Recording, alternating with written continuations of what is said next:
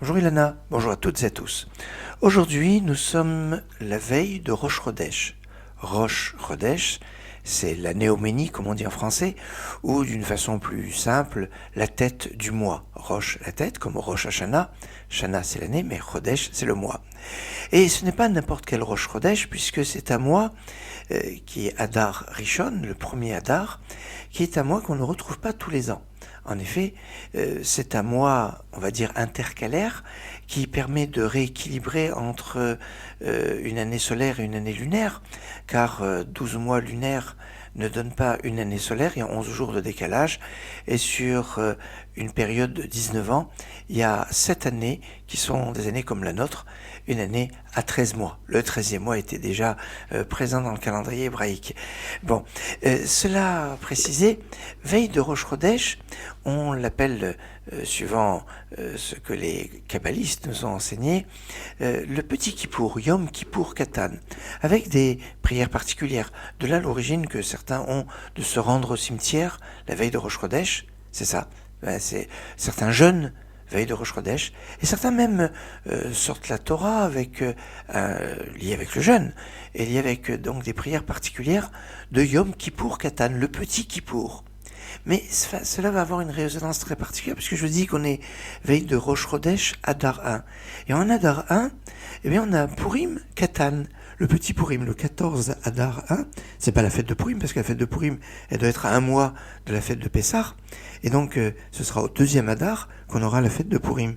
Mais au premier Adar, on a une sorte de petit Purim qu'on appelle le Purim Katan.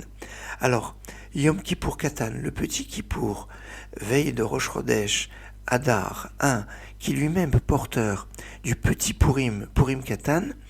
Beaucoup de Katan vient nous enseigner une leçon d'humilité qui est en fait une leçon de grandeur.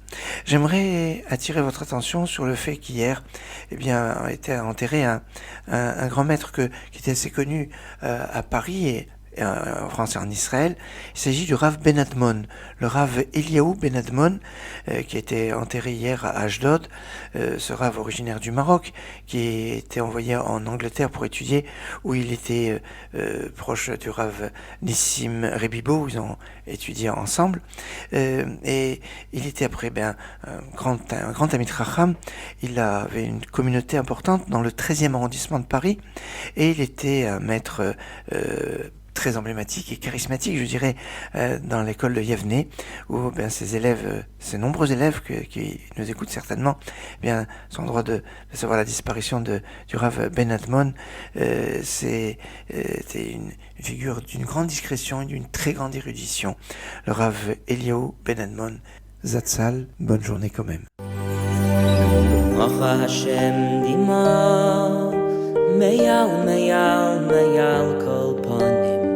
Pas amoy yosir meya kolores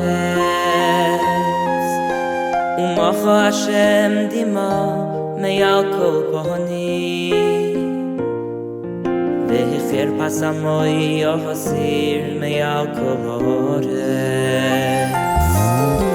Umacha Hashem dima meya kol pohani Vecher pas amoy yosir Me'al Umacha Hashem dima me'al kol kohani